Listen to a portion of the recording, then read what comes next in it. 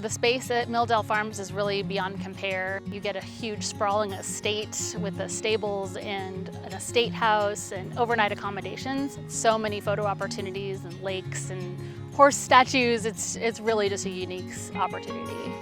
What's unique about it is we have a property of 22 acres that we maintain with 2 houses and a barn that can host reception and then also sleeping accommodations as well. We have the cottage house that sleeps up to 4 people. Typically we see one side of the party get ready in that house, and then we also have the estate house that can sleep up to 8 people, and you can have your ceremony, and then you can also do your ceremony near the pond as well. We picked this venue because you can rent it from Thursday to Monday, and we liked having that flexibility with setup and tear down. My fiance's family is from out of town, and so we're able to have his family and my family kind of meet and kind of get to know each other before the big day. And a lot of other venues that we looked at, you could only rent it for Saturday, and we wanted to have our rehearsal dinner and our wedding at the same place, so that was also a big help. I think the best part is the fact that it is really a one-stop shop. You can have your full wedding, you can have your brunch the day after. Since it's a whole weekend rental, you can have people staying on site, and it eliminates a lot of people driving back and forth. The property is just gorgeous, and it accommodates sleeping many people, so you can have your entire bridal party with you the whole weekend. We have a kitchen that has a sink, refrigerator, microwave, and then counter space for you guys to utilize. And then we're also open vendor, so you can have any type of catering business out here.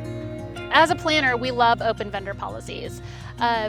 Being able to bring in catering, floral, video, photography, without having to be pigeonholed into a set list, that means everything to my brides. It really opens up all of their options and allows people for all price points to be able to spend the money on what they feel is most important.